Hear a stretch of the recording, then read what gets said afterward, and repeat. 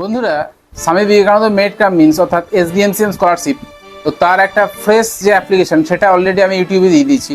আজ আপনাদেরকে দেখাবো স্বামী বিবেকানন্দ মেড কাম মিন্স যদি আগে অ্যাপ্লাই করেছেন তাহলে তার রিনিউয়াল করতে হবে। এখন সেই রিনিউয়ালটা কীভাবে করবেন স্টেপ বাই স্টেপ আপনাদেরকে দেখাবো। প্রথমে গুগল ক্রোম ব্রাউজারের মধ্যে SVMCM এটি টাইপ করবেন, এন্টার দেবেন অথবা ক্লিক করবেন। প্রথমেই যে লিঙ্কটা খুলবে SVMCM এই অপশানটার উপরে ক্লিক করবেন। এখানে পেজটা খুলে গেল। এবার আপনারা অ্যাপ্লিকেন্ট লগ ইনে যাবেন, যেহেতু রিনিউয়াল করছেন। অ্যাপ্লিকেন্ট লগ ইনে ক্লিক, অ্যাপ্লিকেশন আইডি, পাসওয়ার্ড এবং ক্যাপচা দেওয়ার পরে লগ ইন অপশানে ক্লিক করবেন। ড্যাশবোর্ডের ঠিক নিচে লেখা আছে অ্যাপ্লিকেশন ডিটেলস, এখানে ক্লিক করবেন। ক্লিক করার পর এডিট রিনিউয়াল অ্যাপ্লিকেশন করে ক্লিক করবেন। ক্লিক করার সাথে সাথে আগের যে ডেটাবেস অর্থাৎ আগের যে ডেটা দেওয়া ছিল সেগুলো দেওয়া আছে এখানে যেটা প্রথমে লিখতে হবে, দেখুন এগুলো সব ফিল আপ করা আছে। এখন যেটা দিতে হবে সেটা হচ্ছে বাংলার শিক্ষার যে আইডি হয়, তাহলে বাংলার শিক্ষার আইডি এবং রেশন কার্ড বা দেওয়া হয়ে গেলে তারপর ব্যাংকের অ্যাকাউন্টটা একবার দেখে নেবেন ঠিক আছে কিনা। ব্যাংকের অ্যাকাউন্ট চেঞ্জ করলে ইয়েস করবেন, অন্যথায় no. Year of last qualifying examination, last 23 সালে পাস করেছিলাম। Last qualifying examination conducted by the institute counselling university, তাহলে এবার সেটা এখানে লিখে দিতে হবে। মার্কস অবটেন কত পেয়েছো সেটা এখানে লিখতে হবে। তো এখানে যে মার্কস অবটেন, এখানে টোটাল মার্কস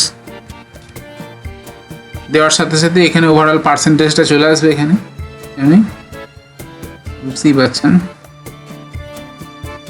এখন 12 ক্লাস পড়ছে ক্যান্ডিডেট, সেটা অপশনটা ক্লিক করে দেবেন। বাকি সব মোটামুটি এখানে ডিস্ট্রিক্ট, সাব ডিভিশন, স্কুল সব ঠিক আছে।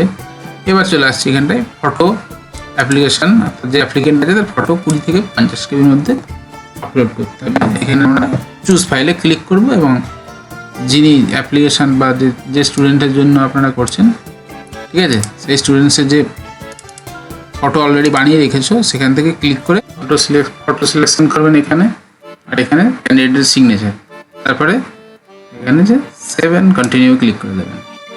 সেভ অ্যান্ড কন্টিনিউ ক্লিক করার সাথে সাথেই দেখুন পরবর্তী স্টেপ চলে এসেছে। এখানে হচ্ছে গিয়ে মার্কশিটের কপি, লাস্ট কোয়ালিফাইং এক্সামিনেশন অর্থাৎ মাধ্যমিক পাস করেছে অর্থাৎ 11 ক্লাসের যে মার্কশিট সেটা, ঠিক।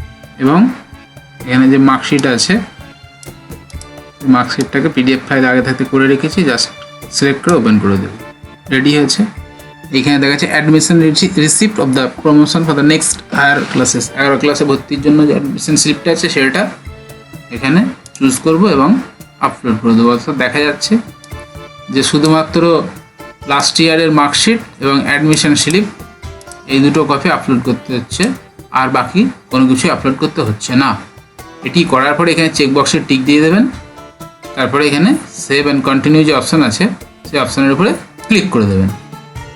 ক্লিক করার পরে দেখুন আপলোডেড সাকসেসফুল, ডকুমেন্টস আপলোড হয়ে গেছে, কিন্তু কাজটা এখনও শেষ হয়নি। এরপরে আস্তে আস্তে নিচের দিকে নামবেন।